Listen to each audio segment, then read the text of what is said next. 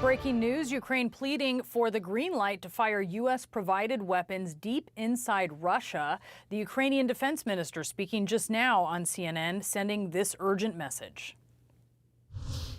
We want to stop this terror against our cities. They're killing our citizens. That's why we want to deter them. We want to stop them. Now, this comes as Ukraine says it's seizing more territory inside Russia 3 weeks after a surprise incursion began. Fred Pleitgen is out front on the ground in Ukraine. Never before seen footage of some of the first Ukrainian troops entering Russian territory in early August. This video given exclusively to CNN by one of the assault units spearheading the charge. We just crossed the border, one soldier says, and then glory to Ukraine. Soldiers from the same unit also provided us this video showing them coming under fire as they advanced deeper into Russia. The incursion into Russia is one of Ukraine's main building blocks for what the country's president says is his plan to force Moscow to the negotiating table. I will present this plan to the President of the US. The success of this plan depends on him. Will they give what we have in this plan or not? Will we be free to use what we have in this plan or not? The Ukrainians want a lot more U.S. weapons, and they want Washington to allow them to use those weapons to strike deep into Russian territory. So far, the Ukrainians are only allowed to use missiles like the ground-launched ATACMS to strike in Ukrainian areas occupied by Russia and Russian territory close to the border. Kiev's Air Force saying they recently used U.S.-provided guided bombs to take out bridges in the Kursk area. Ukraine's defense minister meeting U.S. Defense Secretary Lloyd Austin at the Pentagon to present a list of targets deeper inside Russia the Ukrainians want permission to hit. During today's meeting, we will engage in detailed discussions about the situation on the front line, including our vision, objectives, and plans. We'll also address Ukraine's critical needs, including necessary armaments, equipment, and training. While Ukraine is advancing in some areas, they're on the back foot on the Eastern Front, with Russian troops making slow but steady progress. But Kyiv hopes a massive arms package from the U.S. could help them turn the tide, a senior Ukrainian official tells me in Kyiv. Russia can be forced through a proper military strategy, through military strikes, through increasing the cost of war for the Russian Federation. Increasing the cost of war means that the war will be fought on Russian territory. But as the war grinds on, the toll among Ukrainian civilians continues to rise. A massive missile strike on the northeastern city of Kharkiv on Friday, killing several people and wounding dozens. Still, Moscow lashing out at the U.S. and its allies over even just the talk of possibly lifting restrictions on the use of Western weapons. It is an attempt to pretend that the West wants to avoid excessive escalation. But in truth, this is not so.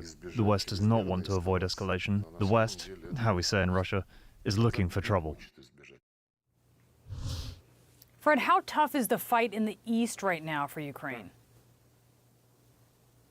Well, it's extremely tough for the Ukrainians in the east right now, Brianna. The Ukrainians are saying that the Russians there are making slow but steady progress, but those are some really tough battles that are going on there. The biggest problems that the Ukrainians have is not just that they're outgunned anymore, but they're also outmanned by the Russians. Some of the figures that we're hearing is 8-to-1 or even 10-to-1 in terms of Russian troops that are on the ground compared to Ukrainian troops that are on the ground. But there's a second big element to this as well, in that the Ukrainians are saying that they're getting hit by a lot of those Russian glide bombs that the Russians have been using with their Air Force recently, which allows them to use their jets much more effectively. And the Ukrainians say that is why they need those longer distance U.S. weapons and need to be allowed to use those to strike deeper into Russian territory to try and hit some of the airfields from which the Russian jets are taking off that are then attacking the Ukrainian positions with some really heavy munitions, Brianna.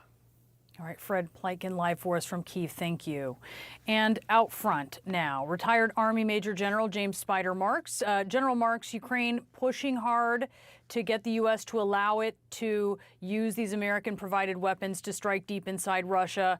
Do you think the U.S. should give Ukraine the green light to do this? Why? Brianna, they should have given the green light at the outset. if you're going to use a piece of equipment, you want to use it to your maximum effectiveness. So you ensure that the training is there, that the preparation to receive that piece of equipment is there, that the organization, the logistics to support it, and most importantly, the intelligence necessary to achieve all those great targets. All of that should be in place. And the United States should not have given some incredibly capable pieces of kit to the Ukrainians without saying, unleash these bad boys, use them to the maximum effectiveness, go after military targets like fuel depots, ammunition, those lines of communications, communication centers, headquarters, all those things that the Russians need to bring forces to the fight. If you can attrit those capabilities further away from the front, you make a decision, you make the Russians make a decision. I either engage with an attrited, reduced force, or I decide not to engage. That's what the Ukrainians need to achieve. The United States should give the Ukrainians the authorization to use these capabilities very precisely against military enabling targets that the Russians have. How do you see that changing the war's trajectory? Well, it's very important. If the Ukrainians can use these capabilities, they then have the opportunity to achieve what's known as an operational opportunity to really tie together these tactical engagements that they've been able to achieve. You can tie them together with all those other enablers that I described: intelligence, logistics, maneuver as a result of infantry fighting vehicles and tanks, etc. You use all things together to include air support, great intelligence. Now you really have an opportunity to dislocate the Russian forces. In other words, put them at such a disadvantage, they have no choice other than to put their hands up or to disappear in a fight.